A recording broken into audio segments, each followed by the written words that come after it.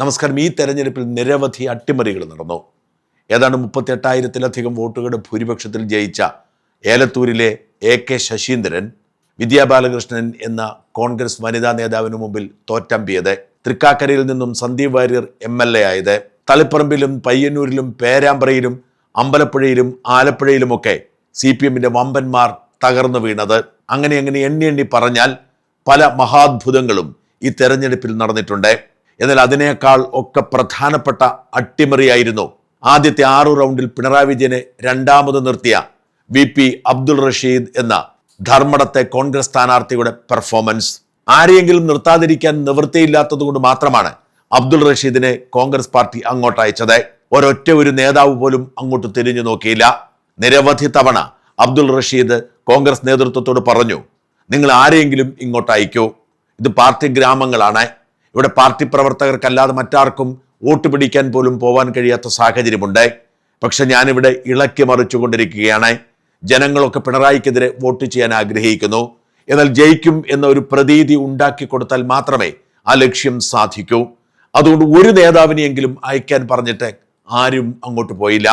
ഒടുവിൽ തന്റെ ഏറ്റവും പ്രിയപ്പെട്ട നേതാവ് ഷാഫി പറമ്പലിനോട് ചോദിച്ചു, ഒന്ന് വരാമോന്ന്.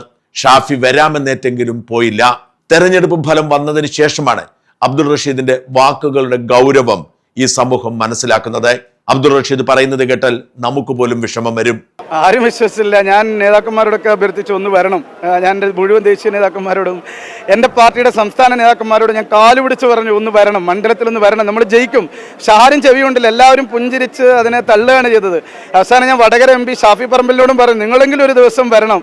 എൻ്റെ ഏറ്റവും പ്രിയപ്പെട്ട നേതാവ് കൂടിയാണ് അദ്ദേഹം. പക്ഷെ പരിപാടി ക്യാൻസൽ ചെയ്യാണ്.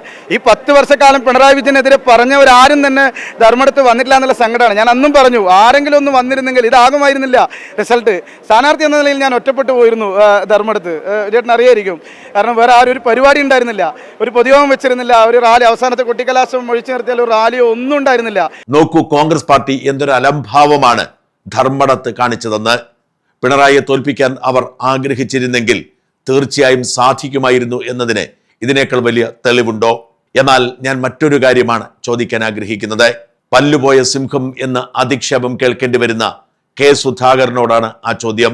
K സുധാകരൻ കണ്ണൂരിലെ സിംഹമാണ് കോൺഗ്രസ് പ്രവർത്തകർക്ക്.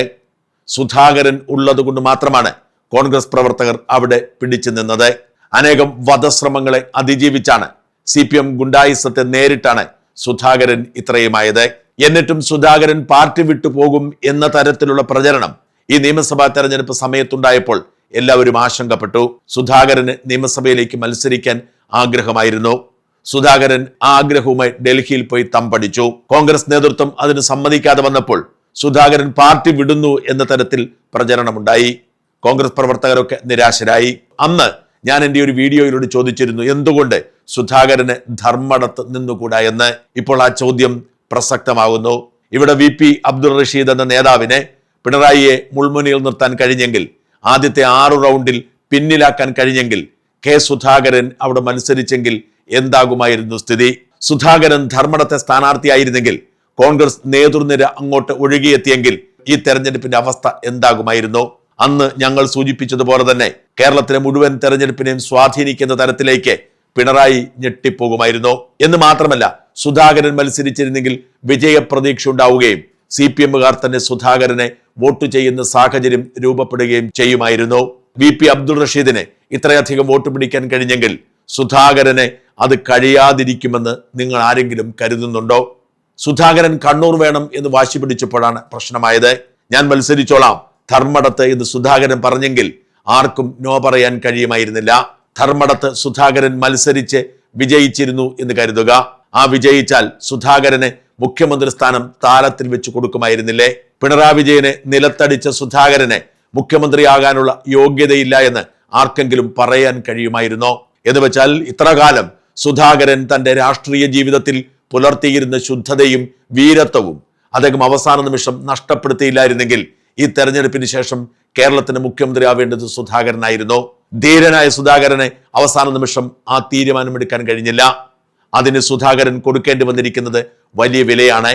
കേരളത്തിന്റെ മുഖ്യമന്ത്രി എന്ന അസാധാരണമായ പദവിയിലേക്ക് ഒരു തർക്കവുമില്ലാതെ കയറ്റിയിരുത്താനുള്ള അവസരമാണ് സുധാകരൻ നഷ്ടപ്പെടുത്തിയത്. ഇപ്പോൾ സുധാകരനെ ഉപദേശിക്കുന്നവർ ആരാണെങ്കിലും അവർ ഒന്നുകൂടി ചിന്തിക്കുന്നത് നല്ലതാണ്.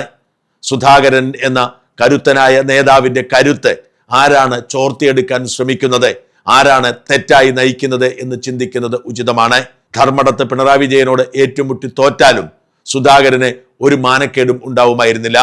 സുധാകരൻ MP എന്ന നിലയിൽ ഇപ്പോൾ തുടരുന്നത് പോലെ തന്നെ തുടരാമായിരുന്നു. എന്നിട്ടും സുധാകരൻ ധർമ്മടത്ത് മത്സരിക്കേണ്ട എന്ന് വിചാരിച്ചത് എന്തുകൊണ്ടാണ്? എന്നിട്ടും സുധാകരൻ കണ്ണൂർ സീറ്റിൽ മത്സരിക്കാൻ വേണ്ടി വാശി പിടിച്ചത് എന്തുകൊണ്ടാണ്? പഴയ സുധാകരൻ അല്ല ഇപ്പോഴത്തെ സുധാകരൻ എന്നതിന്റെ ഏറ്റവും വലിയ തെളിവാണ് കൈവിരലുകൾക്കിടയിലൂടെ ചോർന്നുപോയ ഈ സുവർണാവസരം.